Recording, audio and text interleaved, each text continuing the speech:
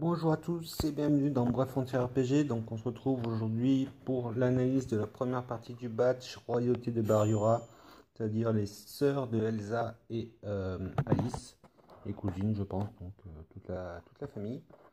Donc on va commencer tout de suite par Berdette, donc l'unité de feu, donc c'est statistiques, seigneur full imp, 7665 points de vie, 3200 d'attaque, 2800 de def, 2641 de rec.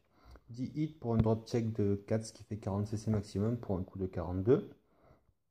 Les types, Anima, Briseur, Seigneur, Gardien, Oracle.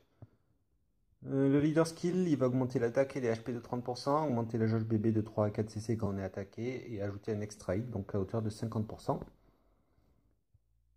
L'extra skill, il ajoute un extra hit et vous aurez 10% de chance d'infliger une faiblesse aux étincelles de 20% pendant 2 tours.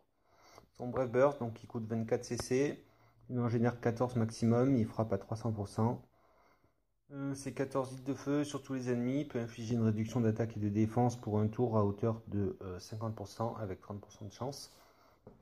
Et ça va booster la défense en fonction de l'attaque à hauteur de 60%, augmenter aussi le nombre de hits de 1 pendant 3 tours. Son SBB, donc il coûte 26 CC, il en génère 17, il frappe à 540%, c'est 17 hits de feu sur tous les ennemis, booste l'attaque de 140% pendant 3 tours, ajoute une heure défense aux attaques pendant 2 tours et augmente le nombre de hits de 1 pendant 3 tours. Son UBB, donc il coûte 25 CC pour 23 générés, il frappe à 1200%, c'est 23 hits de feu sur tous les ennemis, inflige une réduction d'attaque et de défense pendant un tour, donc c'est 80% avec 100% de chance, donc c'est pour ça que j'ai dit inflige. Et booste le taux de drop de CC et de CV de 50%, augmente le nombre de hits de 2 pendant 3 tours. Donc, l'unité. Elle a de bonnes stats, plutôt équilibrées, donc rien à dire. Un bon taux de drop de CC. Pour une unité qui va faire du haut couteau, c'est bien. Son leader skill est plutôt pas mal. Après, c'est juste l'attaque et les HP. Par contre, la partie régène bébé et le extra hit à 50%, c'est moyen. L'extra skill, il va avec l'unité. Par contre, c'est dommage qu'il n'y ait que 10% de chance d'infliger une faiblesse. C'est moyen, dommage pour elle. Son bébé est plutôt intéressant, accès quand même défensif, avec le côté réduction d'attaque et de DF, boost de DF, et donc le petit côté extra hit. Son SBB, lui, est plus offensif, avec le boost de l'attaque, l'effet ignore défense, et bien sûr les extra hits. Son UBB, il est plutôt axé quand même défense. Donc c'est une unité qui peut être intéressante. Après, honnêtement, on a de meilleures unités que ça pour faire du haut couteau Noken. Je pense notamment à Arc qui augmente de 35% toutes les stats et qui en plus va vous donner un buff sur son bébé ou son SBB de 2 extra hits. Tandis que là, avec Berdette, vous devrez l'avoir en leader pour avoir un hit qui sera qu'à 50% en plus et lancer son bébé ou son SBB, plutôt son SBB, pour avoir 2 hits. Tandis qu'avec Arc dans l'équipe, on a déjà 2 hits via son buff. Et en plus, si on prend un leader au couteau, on aura encore un hit. Donc voilà, une bonne unité, mais qui reste quand même très très moyenne. Et si vous avez mieux, n'hésitez pas. Prenez autre chose qu'elle. Et j'arrive plus à retrouver mon équipe. Voilà. Je ferme un peu les ailes parce qu'il n'y en a plus.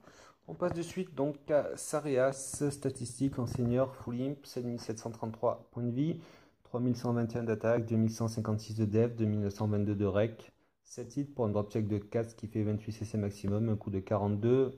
Les types, donc Anima, Briseur, Seigneur, Gardien, Oracle.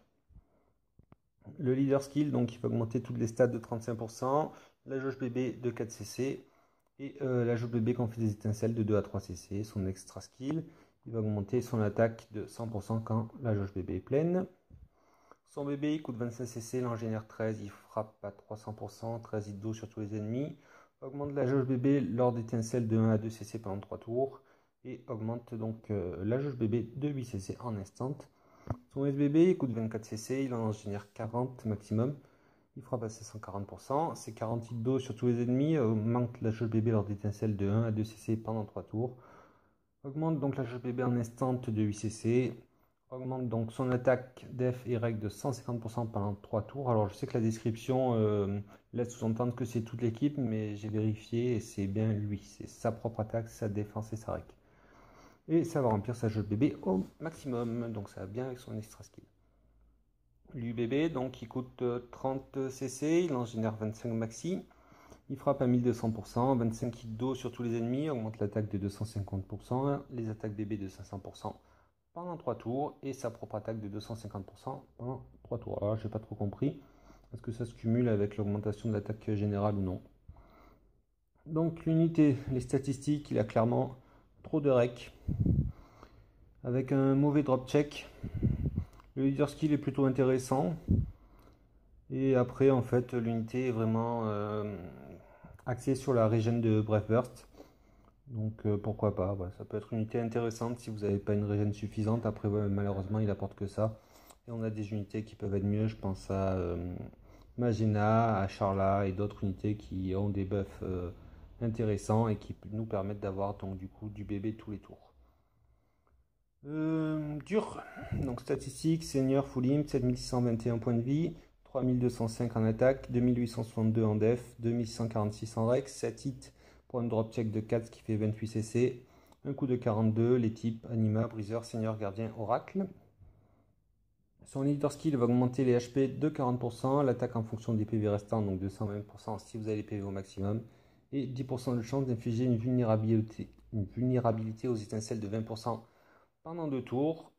Son extra skill, donc il booste l'attaque en fonction des PV restants, à hauteur de 50% quand vous êtes PV max, et la défense en fonction des PV perdus, donc 100% à 1 PV.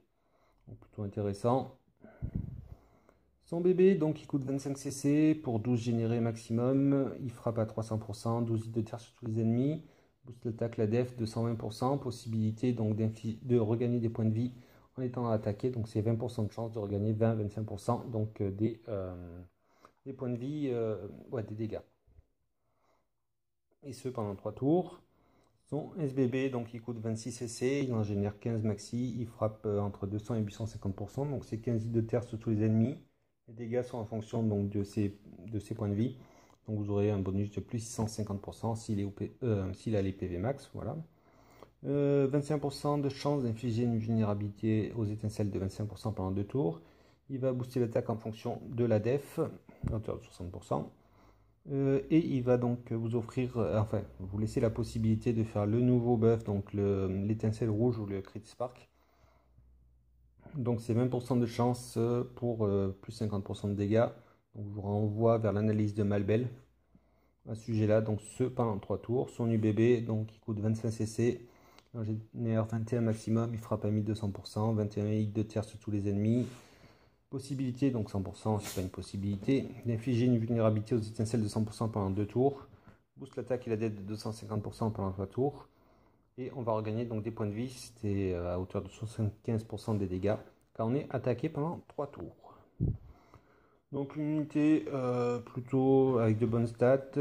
Après c'est comme Sarias, par contre c'est une unité qui ne sera pas faite pour les teams au couteau vu la faible génération de CC, ça sera plutôt dans les teams SVB Spam et autres.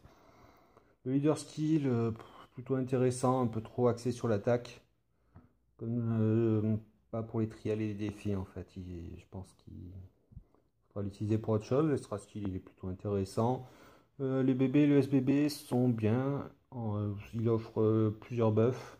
Donc la possibilité de regagner des points de vie en étant attaqué. Les boosts de l'attaque et de la def. La vulnérabilité aux étincelles. La conversion donc de la def en attaque. Les étincelles rouges. Il manque peut-être les critiques. Son UBB, ouais, plutôt intéressant. Par contre, je l'utiliserai pas vraiment parce que la partie de regagner des PV quand on est attaqué, je trouve que, enfin, il a une partie donc attaque, donc la vulnérabilité et le boost d'attaque, et une petite partie défense, donc avec le boost de DF et le regain de PV. Après, je pense qu'il y a des UBB qui sont plus probants à ce niveau-là. Donc voilà, c'est 3 unités plutôt moyennes. Personnellement, je vous déconseillerais d'invoquer parce que très bientôt, donc il y a la seconde partie du batch qui arrive avec donc il y aura Cyrus qui est, si je dis pas de bêtises, unité de lumière qui en fait aura une omni-évolution dans le futur. Et surtout, après ce batch, il y aura un autre batch, donc il n'y aura que des unités 7 étoiles. Et du coup, après, ça sera les omni-évolutions avec un premier batch avec une seule unité qui a l'omni-évolution. Et au fur et à mesure, il y aura de plus en plus d'unités qui auront les omni-évolutions. Donc voilà, ça c'est pour l'analyse. Je vais juste faire un petit point sur les infos qui sont sorties parce qu'il y a pas mal d'infos qui sont tombées. Aujourd'hui, il y en a eu donc 4. Demain, les invocations seront coûteront 3 gemmes. Normal, vu qu'ils savent que les omni-évolutions arrivent, ça fait comme Rosetta, en fait, qu'il y avait un taux d'invocation qui était complètement fou. En fait, en 5 invocations, vous avez toutes les unités du patch. Mais voilà, vu que c'est des unités qui n'évolueront pas forcément, donc j'attends de voir la semaine prochaine d'ailleurs pour Cyrus, comment ils vont faire. Ensuite, on va avoir donc, on a enfin, excusez-moi, le temps de régène de l'énergie qui est passé à 2 minutes 30. Par contre, une réduction donc, du temps défilé. Après, en 10 minutes, en 15 minutes, on pliait le défilé. Donc là, c'est normal. On va enfin pouvoir faire évoluer donc 3 exponouilles, ça sera égal à un empereur boom. Un pack, un garde, un guérisseur et un vie pour les lutins, ça vous donnera un Arton. Donc c'est très intéressant aussi. Et les dieux, non, les fantômes pour évoluer en roi, les rois en dieu, les dieux en cristaux. Donc ça va être pas mal. Par contre, ça coûte pas mal niveau argent aussi. Ils ont encore débloqué des legacy, donc Ramna, Ophelia et Elsa. Et donc Lilith, mais bon, Lilith a déjà eu son évolution en legacy. Donc c'est bien, ils avancent bien à ce niveau-là. Ça fait plaisir. Et donc il y a eu la seconde mise à jour donc, des métamorphes. Donc qui nous apporte une sphère, l'arbalète du tracker pour Heinrich et le crochet de l'amiral pour Cornelius. Donc je ferai un retour sur ces sphères très prochainement. Et je crois que c'est tout. Alors j'espère que pour les métamorphes, Aries et Pichet ne sont pas les évolutions de Jason et Lavinia. J'espère qu'ils vont nous apporter des 7 étoiles pour les deux. Et voilà, c'est tout pour cette vidéo. Je vous dis à très bientôt. Ciao ciao.